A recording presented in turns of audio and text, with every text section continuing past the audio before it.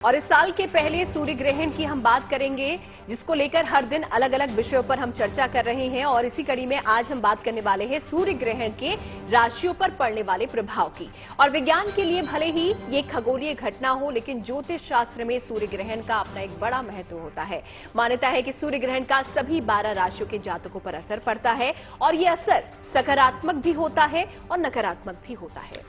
नमस्कार, बहुत बहुत स्वागत है आपका। मैं हूं आपके साथ गुंजन। 20 अप्रैल को लगने जा रहे सूर्य ग्रहण का क्या संयोग है, धार्मिक मान्यताएं क्या हैं, ज्योतिषीय गणना के हिसाब से किस राशि के जातकों के लिए ये सूर्य ग्रहण कैसा रहने वाला है, इन सब के बारे में बताने के लिए हमारे साथ खास मेहमान भी होंगे। लेकिन उससे पहले खास रिपोर्ट देखिए आप।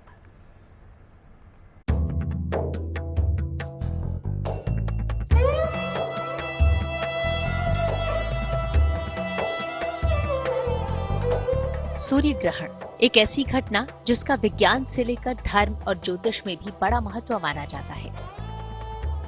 शास्त्रों में सूर्य ग्रहण का काफी महत्व माना गया है। ज्योतिष शास्त्र के मुताबिक ग्रहण के दौरान इससे हर चीज प्रभावित होती है। इसका सभी 12 राशियों पर भी असर होता है। कुछ राशियों पर सूर्य ग्रहण का असर शुभ होता है तो कुछ पर इसका नकारात्मक प्रभाव भी पड़ता है। 20 अप्रैल को लगने जा रहा साल 2023 का पहला सूर्य ग्रहण भारत में नहीं दिखेगा, जिसके चलते यहाँ सूतक काल भी मान्य नहीं होगा। लेकिन इसका असर सभी राशियों पर देखने को मिलेगा। 20 अप्रैल को वैशाख अमावस्या के दिन लगने जा रहा इस साल का पहला सूर्य ग्रहण इसलिए भी अहम है क्योंकि ये मेष और अश्विनी नक्षत्र में लगेगा। लिहाजा माना जा रहा है कि मेष राशि के जातकों पर इसका सबसे ज्यादा प्रभाव पड़ेगा। 20 अप्रैल को लगने जा रहा सूर्य ग्रहण वृष, मिथुन, धनु और मीन राशि वाले जातकों के लिए शुभ प्रभाव वाला माना जा रहा है। तो मेष राशि के साथ ही सिंह, कन्या, वृश्चिक और मकर राशि वाले जातकों के लिए उतार चढ़ाव वाला साबित हो सकता है। इसी तरह सूर्य ग्रहण कर्क, तुला, कुंभ समेत सभी राशि के जातकों पर अपना कोई न कोई प्रभाव छोड़ेगा। हालांकि ग्रहण के विपरीत प्रभाव को कम करने के उपाय भी बताए गए हैं। मान्यता है कि पानी में तुलसी दल डालकर पीने से सभी राशि के जातकों को ये शुभ फल देगा। हालांकि विज्ञान के मुताबिक सूर्य ग्रहण एक खगोलीय घटना है। जब चंद्रमा घूमते हुए सूर्य और पृथ्वी के बीच में आ जाता है तो सूर्य की चमकती रोशनी चंद्रमा की वजह से दिखाई नहीं पड़ती। चंद्रमा के चलते सूर्य पूरी तरह से या आंशिक रूप से ढकने लगता है, जिसे सूर्य ग्रहण कहा जाता है। Bureau report, good news today. तो इस साल 4 सूर्य ग्रहण पड़ने वाले हैं, जिसमें सूर्य ग्रहण भी होंगे और चंद्र ग्रहण भी होंगे। पहले सूर्य ग्रहण का राशियों पर क्या असर पड़ने वाला है, ये हम जानने की कोशिश करेंगे। साथ ही साथ क्या उपाय जो जातक हैं अलग अलग राशियों के वो कर सकते हैं। और इन तमाम चीजों पर जानकारी देने के लिए हमारे साथ 2 मेहमान जुड़ चुके हैं। पंडित अरविंद शुक्ला जी स्टूडियो में हमारे साथ मौजूद हैं। बहुत बहुत स्वागत अरविंद जी आपका। साथ ही साथ हमारे साथ जुड़ गई हैं वान्या आर्या जी, आपका भी बहुत बहुत स्वागत। बिल्कुल, दोनों ही खास मेहमानों का स्वागत है जीएनटी के इस खास कार्यक्रम में। और शुरुआत यहां पर अरविंद जी आपसे करना चाहूंगी कि सूर्य ग्रहण की तो हम बात कर ही रहे हैं पिछले 2-3 दिनों से। आज जो खास तौर से हम इस ग्रहण को लेकर चर्चा करेंगे वो करेंगे राशियों पर पड़ने वाले असर की और उसके उपाय की। तो राशियों पर सबसे पहले आपसे जानना चाहूंगी, जो शुरुआती 3 राशियां हैं, क्योंकि 12 राशियों की हम बात करने वाले हैं, तो शुरुआती 6 राशियों के बारे में आप बता दें कि किस तरीके से जो 6 राशियां हैं उन पर ये ग्रहण असर डालने वाला है। देखिए, जैसा कि यह सूर्य ग्रहण है, वर्ष का पहला सूर्य ग्रहण है। टोटल इस वर्ष में 3 सूर्य ग्रहण पड़ने हैं, जिसमें से ये प्रारंभ का प्रथम है। और यह सूर्य ग्रहण जो है अपने भारत देश में ना ही इसका जो है सूतक काल होगा और ना ही इसका ग्रहण काल होगा। ये बाहरी देशों में सूर्य ग्रहण पड़ेगा और बाहरी देशों में इसका अच्छा खासा प्रभाव पड़ेगा। ये सूर्य ग्रहण मेष राशि अश्विनी नक्षत्र में पड़ रहा है 20 अप्रैल को, और ये सूर्य ग्रहण दिन बृहस्पतिवार को पड़ेगा। तो ये सूर्य ग्रहण जैसे मेष राशि में पड़ रहा है, तो मेष राशि जिनकी है उनके सूर्य जो है शरीर पे ही है और सूर्य पंचम में स्थित है। तो उन व्यक्तियों को अपने अध्ययन के क्षेत्र में, संतति के क्षेत्र में आदि चीजों पे विशेष ध्यान देना होगा। और मेष राशि के जातकों के जो ये सूर्य की स्थिति है वो थोड़ा सा शारीरिक पीड़ा, शारीरिक कष्ट और शारीरिक रोग व्याधि बाधाओं से ग्रसित हो सकते हैं। तो उनको सूर्य की आराधना करनी है, अर्थात भगवान सूर्य नारायण के लिए जो है अर्घ देना है। तांबे के पात्र में गुलाब का फूल डाल के, गंगा जल और गुड़ डाल के भगवान सूर्यनारायण को अर्घ दें और 45 दिन तक अपनी सेहत का विशेष ध्यान रखें। ये मेष राशि वाले अपने विषय का विशेष ध्यान देंगे।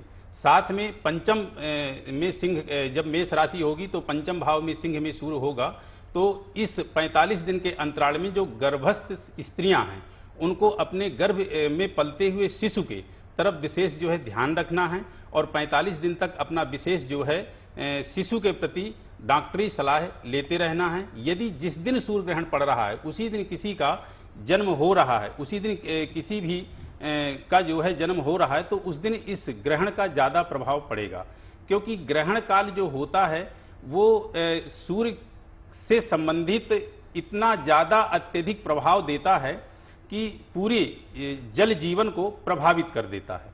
तो ये मेष राशि वाले विशेष करके अपने जो है स्वास्थ्य का विशेष ध्यान देंगे और अपने स्वास्थ्य को मेंटेन करके चलेंगे। ये रहा मेष राशि के विषय में। अब वृष राशि के विषय में बात करूं तो जिनकी वृष राशि है उनके ये ग्रहण 12वें स्थान पे पड़ रहा है, अर्थात व्यय स्थान पे। तो हर चीज जो है व्यय में जाएगी। किसी भी चीज का व्यय होना, पैसे का अपव्यय हो जाना, व्यर्थ की यात्राएं होना, व्यर्थ का इधर उधर घूमने में आपका खर्च हो जाना, और उधर से यदि दृष्टि देखें तो षष्ठम स्थान में दृष्टि पड़ रही है, वहां भी आपके ऋण रोग में आदि जो है प्रभाव ज्यादा डालेगा। तो जो जिनकी वृष राशि है उनको अपने खर्च पे ध्यान रखना है, उनको अपने घूमने फिरने में यात्राएं ज्यादा नहीं करनी है, यात्राएं में अपने आप को संयम रखना है और रोग व्याधि बीमारी जो भी उनको उत्पन्न हो उसका विशेष सावधान अपने आप में जो है रखें और उन बीमारियों को किसी भी प्रकार से पनपने ना दें। और ये मैंने बताया कि सूर्य ग्रहण का प्रभाव 45 दिन तक विशेष रहता है।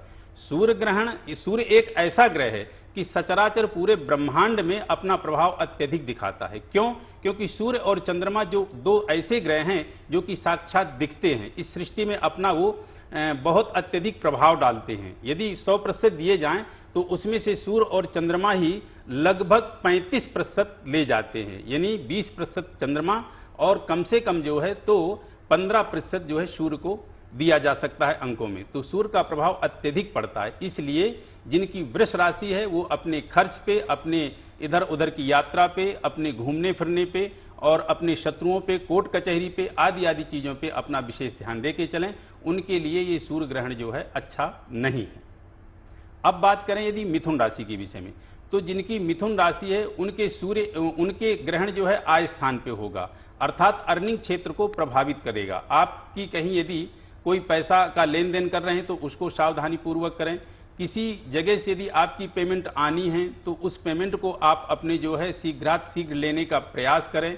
और जो आपके छोटे बड़े भाई हैं उनके स्वास्थ्य के विषय में आपको जो है विशेष ध्यान रखना है। उसके साथ साथ इस सूर्य की जो दृष्टि पंचम में पड़ेगी, फिर से मैं वही कह दूं कि यहाँ पे फिर से जो दृष्टि पड़ रही है वो आपके पंचम में पड़ेगी। तो पंचम की दृष्टि जो है संतान के लिए, स्वास्थ्य के लिए, विद्याध्ययन क्षेत्र के लिए, जो कॉम्पिटिटिव एग्जाम देने वाले विद्यार्थी हैं वो अपने विषय में विशेष ध्यान देंगे। ये 45 दिन तक आपका जो है ज्यादा प्रभावशाली बिल्कुल रहेगा। बिल्कुल अरविंद जी, शुरुआती 3 राशियों के बारे में आपने बताया। अगली जो 3 राशि हैं कर्क, सिंह और कन्या, उसके बारे में वान्या जी आपसे समझने की कोशिश करेंगे कि इस सूर्य ग्रहण का इन 3 राशियों पर क्या असर पड़ेगा। Thank you Gunjan ji. GNT के सभी व्यूवर्स को मेरा ढेर सारा प्यार। मैं वान्या आर्या आप सभी से आने वाले सूर्य ग्रहण की बात करूंगी जो कि 20 अप्रैल और दिन गुरुवार को पड़ रहा है। क्योंकि यहाँ पर सूतक काल नहीं है तो बहुत ज्यादा इम्पैक्ट नहीं आएगा। इसका इम्पैक्ट और कंट्रीज में ज्यादा रहेगा, लेकिन फिर भी ऐतिहासिक तौर पर जो भी सावधानियां हम शुरू से बरतते आए हैं सूर्य ग्रहण के टाइम पर, वो सावधानियां जो हैं हमें बरतनी चाहिए, जैसा कि हम इतने सालों से फॉलो करते हैं। क्योंकि सूर्य हमारी आत्मा का कारक है। हमें सूर्य उपनिषद में ब्रह्मदेव का भी दर्जा दिया गया है। सूर्य हमारी विल पावर का कारक है। सूर्य हमें जीवन में कॉन्फिडेंस देता है। सूर्य हमें जीवन में एक उच्च पद देता है। सूर्य हमें जीवन में एक अच्छा पॉलिटिकल करियर देता है। सूर्य जो है हमारे कॉम्पिटिटिव एग्जाम्स का कारक होता है। सूर्य हमारे जीवन में हमारे अहम का कारक होता है, हमारे ईगो का कारक होता है। सूर्य हमारे जीवन में हमारे गर्व का कारक होता है, हमारे प्राइड का कारक होता है। तो बहुत सारी चीजें हैं, बहुत सारी जो धरती पर जो भी पदार्थ उत्पन्न होते हैं उसमें भी सूर्य देव का बहुत बड़ा कंट्रीब्यूशन होता है। सूर्य हमारे जीवन में हमारे तेज का कारक होता है, हमारे ओज का कारक होता है। सूर्य देव हमारे जीवन में कुष्ठ रोगों का कारक होता है, हड्डियों का कारक होता है, हमारे नेत्रों का कारक होता है, हमारे हृदय का कारक होता है, हमारे पेट से रिलेटेड जो भी प्रॉब्लम्स आती हैं उन सब चीजों का कारक होता है। तो बहुत सारे आपने देखा कि कितना मेजर इम्पैक्ट है सूर्य का हमारी लाइफ में, बिल्कुल डायरेक्ट प्रभाव है। अगर 2 दिन भी सूर्य नहीं निकलता है तो इसका सीधा इम्पैक्ट हमारे मन पे आता है, हमें थोड़ा सा डिप्रेसिव फील होने लगता है, हमें थोड़ा सा नेगेटिव हमारे जीवन में फील होने लगता है। तो आप देखिए कि कितने ज्यादा इम्पैक्ट है। एक सूर्य हमारे पिता का भी कारक है और जो हमारे पिता तुल्य व्यक्ति होते हैं हमारे जीवन में, सूर्य देव उनका भी कारक है। तो जब भी आपको लाइफ में अगर अपना सूर्य स्ट्रॉन्ग करना है, अभी मैं राशियों पर आऊंगी पर पहले मैं एक बार जेनरिक थोड़ा सा कवर करूंगी। जब भी हमें लगता है कि हमारी लाइफ में हमें अपने सूर्य देव को स्ट्रॉन्ग करना है तो सबसे पहले the most important point is कि हमें अपने फादर की रिस्पेक्ट करनी है। अगर हमें उनकी कोई चीज अच्छी नहीं लग रही तो भी हमें उनसे आर्ग्यू नहीं करना है। पिता तुल्य व्यक्तियों की हमें रिस्पेक्ट करनी है। रोज हम सूर्य देव को जल देना है। तांबे के लोटे में लाल फूल, इत्र, कुमकुम डालकर आप सूर्य देव को जल दें। जो थोड़ा सा कुमकुम बच जाता है उसे आप अपने माथे पर भी लगा सकते हैं। वो जल आपके चरणों में ना गिरे। सूर्य देव से जब भी आप उन्हें जल चढ़ाते हैं तो अपने जीवन में तेज की कामना कीजिए, ओज की कामना कीजिए। सूर्य देव कहते हैं कि हम उन्हें जब भी जल देते हैं तो हमें उनसे नजरें ना मिलाकर उनके आगे हमें हाथ जोड़कर उनसे आराधना करनी चाहिए कि हे सूर्य देव, जैसे आप दूसरों के पूरे धरती के जन जीवन पर प्रकाश फैलाते हैं, हम भी अपने जीवन में दूसरों के जीवन में हम जो है प्रकाश फैला सकें। ये सब चीजें हमें सूर्यदेव से मांगनी है। अगर हम मंत्रों की बात करें, ये जनरल मंत्र हैं जो आप लोग सभी राशि वाले कर सकते हैं। इट इज नॉट राशि डिपेंडेंट, आप सब लोग इन मंत्रों को कर सकते हैं। ओम घृणी सूर्याय नमः, ओम सूर्याय नमः, ओम मारीचे नमः, ओम आदित्याय नमः, ओम सवित्राय नमः, ओम भास्कराय नमः, ओम अर्काय नमः। ये सब सारे मंत्र जो हैं आप कर सकते हैं। आप आदित्य हृदय स्तोत्रम का पाठ सुन सकते हैं। बिल्कुल मानिया जी, सूर्य को स्ट्रॉन्ग करना कितना महत्वपूर्ण यहाँ पर हो जाता है। और जैसा कि आपने बताया कि पिता तुल्य जो भी व्यक्ति होते हैं उनका आदर सत्कार करना चाहिए, उससे आपका सूर्य स्ट्रॉन्ग होता है। वैसे ही जैसे मून से हमारी माता का जो कनेक्शन होता है, उसी तरह सूर्य से पिता का कनेक्शन होता है। लेकिन सूर्य ग्रहण पर राशियों पर क्या असर पड़ रहा है, ये भी हम समझने की कोशिश कर रहे हैं। तो एक बार अरविंद जी आपसे फिर से यहाँ पर सभी राशियों के बारे में अब जानना चाहूंगी, क्योंकि शुरुआती 3 राशि मेष, वृष और मिथुन राशि के बारे में तो आपने बता दिया, लेकिन बाकी राशियों पर क्या असर पड़ेगा और उनके लिए क्या उपाय है, थोड़ा संक्षेप में आप हमें बता दें। जी, जैसे कि तुला राशि के विषय में हम आपको बताएं कि सप्तम में जो है सूर्य होंगे, यानी जिनकी तुला राशि है उनके जो है वो अपने पार्टनर जीवन जो सप्तम हाउस होता है वो है सप्तम हाउस पति पत्नी का होता है। तो अपने पार्टनर के प्रति ईमानदारी और अपने रिलेशन के विषय में थोड़ी जो है मधुरता का आपको बर्ताव करना है। ये तुला राशि के विषय में बता रहा हूं। उसमें वृश्चिक राशि जिनकी है उनके सूर्य 6ष्ठम स्थान पे होंगे, तो वो अपने कर्ज के क्षेत्र का विशेष ध्यान देंगे। किसी प्रकार की कोर्ट कचहरी में कोई मुकदमे हैं, किसी प्रकार से यदि शत्रु से आपकी कोई तनाव चल रही है तो वहां आप मृदुलता का अपना बर्ताव करें, वहां शांति के साथ उससे वार्तालाप में अपने किसी भी उलझे हुए कार्य को निपटाने का प्रयास करें। जो सप्तम का मैं फिर से एक बार बैक में बता दूं कि तुला राशि जिनकी है उनके सूर्य सप्तम में जो है ग्रहण पड़ रहा है, तो जीवन साथी के प्रति विशेष ईमानदारी आपको बरतनी है। यदि किसी का इस टाइम पे रिश्ता हो रहा है तो थोड़ा सा ठहर करके रिश्ते को करेंगे, और ऐसा ना सोचे कि यहाँ पे इसका जो है तो ग्रहण नहीं है और यहाँ पे किसी प्रकार का वो नहीं है तो प्रभाव नहीं पड़ेगा। मैं ये नहीं कह रहा कि यहाँ पे सूतक है या यहाँ पे ग्रहण काल है, नहीं है, ना आंशिक है ना ग्रहण काल है, लेकिन फिर भी ये सृष्टि में सूर्य एक है। वो जहाँ भी हैं वहाँ से कुछ ना कुछ प्रभाव उनका हर जगह पड़ेगा, क्योंकि भूमंडल एक ही, भूमंडल में ये आपका ग्रहण पड़ता है। अब बात करते हैं जिनकी धनु राशि है, उनके सूर्य उनका पंचम हाउस में ग्रहण पड़ रहा है, तो जिन महिलाओं की गर्भस्थ स्थिति है वो अपने बच्चे के विषय में विशेष ध्यान देंगे। उसके साथ साथ जो विद्यार्थी वो अपनी शिक्षा के फील्ड में ध्यान देंगे। जिनका कॉम्पिटिटिव एग्जाम है वो भी कॉम्पिटिटिव एग्जाम में अपना प्रयास करेंगे। ये 45 दिन तक उनके लिए संघर्षपूर्ण रहेगा। उसके साथ साथ अध्ययन के क्षेत्र में थोड़ा सा विद्यार्थियों के लिए हो सकता है कि यहाँ परेशानी और दिक्कतों का सामना करना पड़े धनुराशि वालों के लिए। और इसकी दृष्टि जो है वह सीधे आय स्थान पे पड़ रही है, तो अर्निंग में भी कहीं आपकी पेमेंट, कहीं आपका यदि कुछ आना है इस टाइम के अंतराल में, तो थोड़े समय के लिए पैसा आपका रुक सकता है। अब बात करें आपकी जो है मकर में, तो आपका सूर्य चतुर्थ में होगा। ये आपका चतुर्थ हाउस जो होता है वो लग्जरी भवन है, भूमि भवन वाहन माता का स्थान होता है। तो इस टाइम पे यदि कोई प्रॉपर्टी के क्षेत्र में आप निर्णय लेना चाह रहे हैं तो अभी थोड़ा सा ठहर करके निर्णय लें, क्योंकि अभी इस वक्त जो है आपका प्रॉपर्टी की फील्ड में पैसा लगाना या प्रॉपर्टी को खरीदना या बेचना दोनों प्रकार से दिक्कतों का सामना करना पड़ सकता है। माता के स्वास्थ्य के लिए विशेष सजग रहें, सावधान रहें और भूमि भवन वाहन आदि में कहीं भी इन्वेस्ट ना करें। अब बात करें यदि आपके जो है धनु मकर कुंभ की स्थिति यदि देखें, धनु मकर और कुंभ की स्थिति, तो पराक्रम स्थान पे आपके जो है यह ग्रहण पड़ेगा। और पराक्रम स्थान पे ग्रहण पड़ने के कारण आपके कार्य के क्षेत्र में, आपके मेहनत के क्षेत्र में और आपके प्रयास के क्षेत्र में कुछ कमी आ सकती है। सहोदर छोटे भाई के विषय में आपको थोड़ा सा ध्यान देना, उसके स्वास्थ्य के विषय में प्रभाव पड़ सकता है।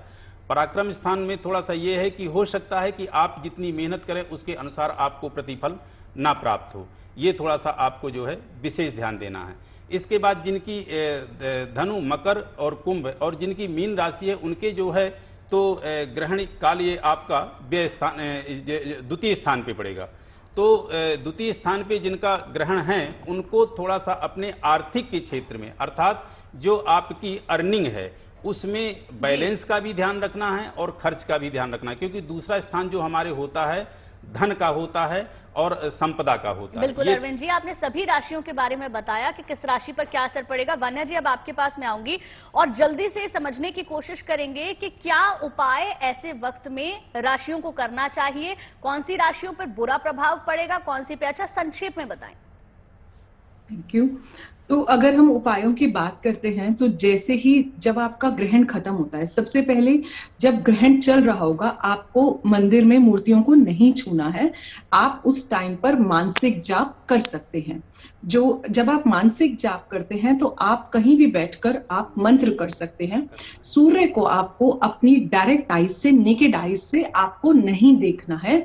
और अगर उस ड्यूरेशन पर अगर आप अवॉइड कर सकते हैं तो आप बाहर जाना प्लीज अवॉइड करें, क्योंकि उस टाइम पर यूनिवर्स में जो भी रेडिएशंस होती हैं वो हमारे लिए बहुत ज्यादा हानिकारक होती हैं। बिल्कुल, बिल्कुल। तो क्या क्या सावधानी यहाँ पर बरतनी है, किस तरीके से बरतनी है और राशियों पर क्या असर पड़ने वाला है, और अलग अलग राशि के जो जातक है उनको क्या करना चाहिए, किन चीजों से बचना चाहिए, तमाम जो चीजें हैं महत्वपूर्ण इस सूर्य ग्रहण से जुड़ी हुई वो हमने आपको बताई। और पहले इसीलिए हम बता रहे हैं ताकि आप सावधान रह जाएं, क्योंकि 20 तारीख को सूर्य ग्रहण है लेकिन उसके असर पहले से दिखने शुरू हो जाते हैं। हमारे साथ हमारे खास मेहमान अरविंद जी जुड़े और वान्या जी जुड़ी, आप दोनों का ही बहुत बहुत शुक्रिया और ये जानकारी हमारे दर्शकों तक पहुंचाने के लिए भी आपका बहुत बहुत शुक्रिया।